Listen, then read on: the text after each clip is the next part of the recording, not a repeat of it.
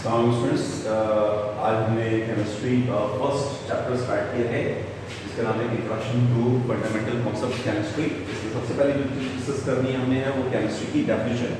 ठीक है, केमिस्ट्री क्या होगी इसको डिस्कस करते हैं। तो सबसे पहली चीज़ याद रखिएगा कि स्टडी अबाउट मैटर के बारे में स्टडी करना केमिस्ट्री कहलाता है। ठीक है, बहुत ही simple definition, but actual definition क्या है?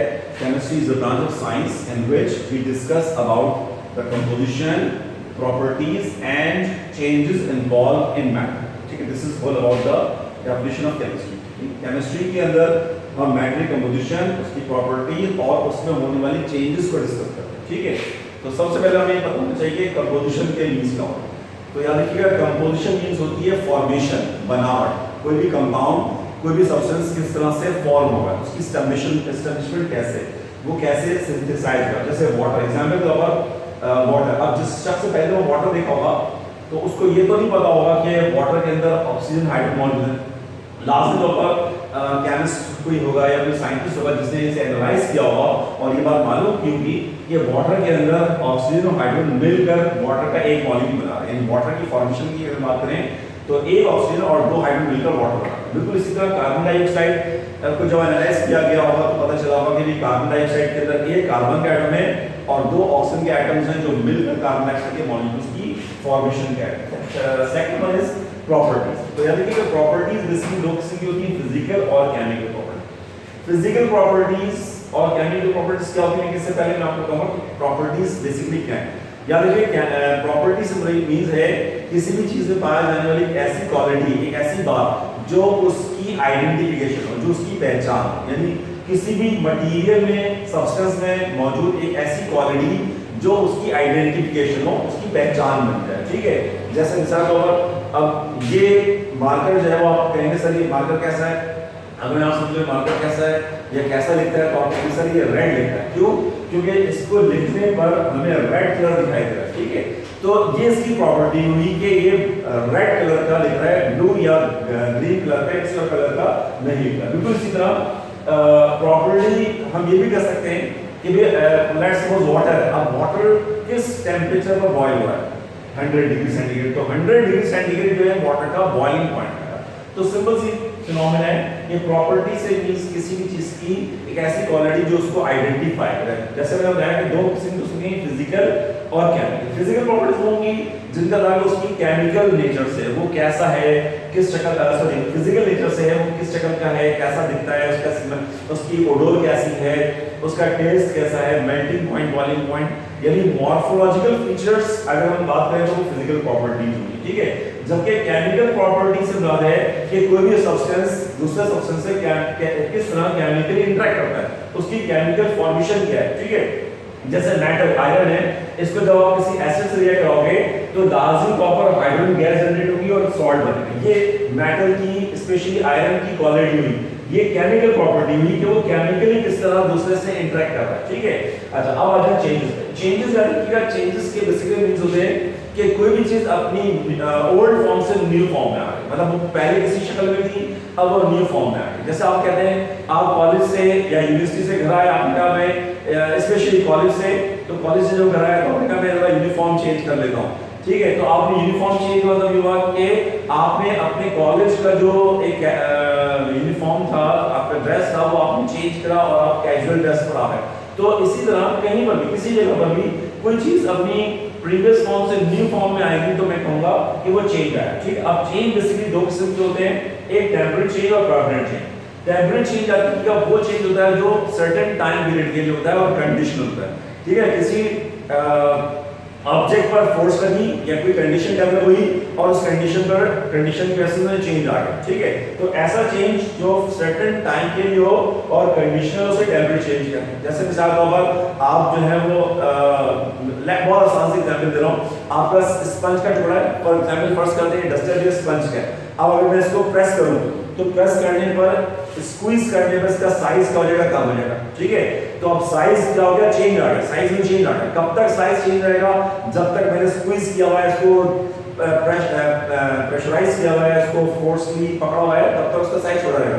लेकिन जैसे मैं कंडीशनर डालूंगा इसकी जो साइज है वो रिवर्ट हो जाएगा, साइज वापस आएगा, यानी कंडीशन हटाने पर अगर कुछ चीज अपनी प्रीवियस फॉर्म में वापस आ रही है तो हम कहेंगे टेम्परेचर। जैसे वाटर है, अगर मैं उसे फ्रीजर में रखूं तो वाटर लिक्विड स्टेट से सॉलिड स्टेट में चला जाएगा, लेकिन कब तक रहेगा? जब तक फ्रीजर में रखे। जैसे फ्रीजर बाहर निकालेंगे वो डिफ्रॉस्ट होगा, सॉलिड से वापस जो है वो लिक्विड फॉर्म में आना शुरू हो जाएगा। दैट इज कॉल्ड कि हमने उसको क्या किया, उसकी स्टेट को वापस किया। This temperature change.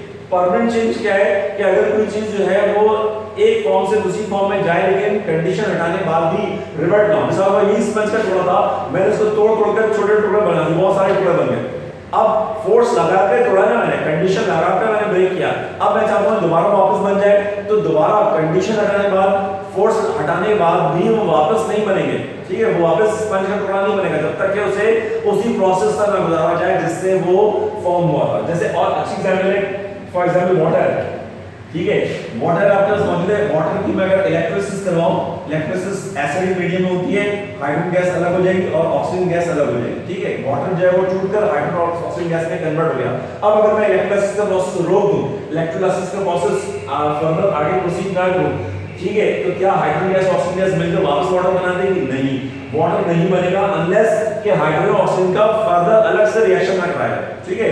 इस प्रोसेस में ऐसा नहीं होगा कि इलेक्ट्रोलिसिस रोकने पर हाइड्रोजन ऑक्सीजन गैस मिलकर दोबारा वाटर बना दे, ठीक है? तो ऐसा मुमकिन नहीं है। तो ये जो चेंज आया ये परमानेंट चेंज आया, ठीक है? तो याद रखिएगा टेम्परेचर चेंज और परमानेंट चेंज में बेसिक फर्क यही है कि परमानेंट चेंज होता है वो हमेशा के लिए होता है, लॉन्ग लास्टिंग होता है और नॉन कंडीशनल होता है, मतलब कंडीशन रिमूव करने के बाद वो चेंज रिवर्ट नहीं होता, वो परमानेंटली वो चेंज आ चुका होता है। लेकिन टेम्परेचर चेंज जो है वो वापस रिवर्ट हो जाता है, ठीक है? अच्छा, इसी तरह चेंजेस की फर्दर दो हमारी फर्दर दो और टाइप्स होती हैं, फिजिकल चेंज और एक chemical change.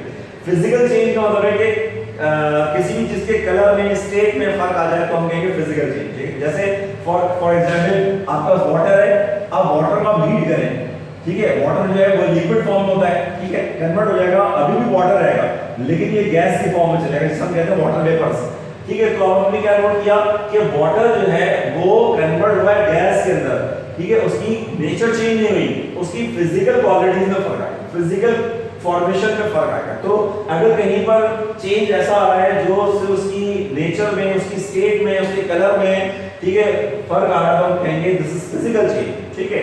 Physical change. And chemical change, chemical change जैसे ये जो चेंज था केमिकल चेंज था, क्योंकि जब मैंने वाटर को मैंने हीट किया तो हीट करने पर इलेक्ट्रिसिटी के प्रोसेस से गुजारने पर वाटर ब्रेक हो गया हाइड्रोजन गैस के अंदर और ऑक्सीजन गैस के अंदर। तो केमिकल चेंज का मतलब है कि उसकी केमिकल कंपोजिशन चेंज होगी, ठीक है? एक और बात याद रखिएगा कि जब भी केमिकल चेंज आता है, जब भी केमिकल चेंज आता है, दो चीजें होती हैं, एक उस सब्सटेंस की प्रॉपर्टीज में फर्क आएगा, उस सब्सटेंस की प्रॉपर्टीज में फर्क आएगा, दूसरी चीज उसकी फॉर्मेशन में फर्क आएगा, वो कंपाउंड चेंज हो जाएगा, उसकी नेचर चेंज हो जाएगी। जैसे अब यहाँ देखिए, एक तो ये लिक्विड था, वाटर लिक्विड था, जब इसमें चेंज आया, केमिकल चेंज आया तो ये भी गैस बन गया और ऑक्सीजन भी गैस जो है कि जो फॉर्मेशन वो गैस है, उसकी स्टेट गैस है। और इसी तरह इसकी अगर कंपोजिशन देखें तो वाटर जो है वो कुछ इस शक्ल का होता है, ये स्ट्रक्चर है, ये फॉर्मेशन है।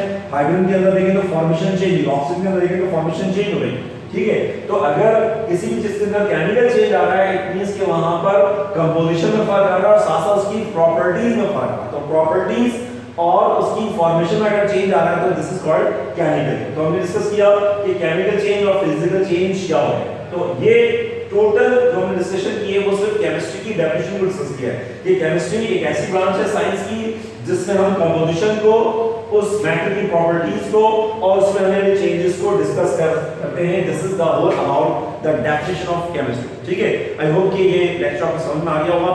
अगर इससे मुताबिक क्वेश्चन हो तो इंशाल्लाह नेक्स्ट क्लास में डिस्कस करेंगे। अल्लाह हाफिज़, थैंक यू मच।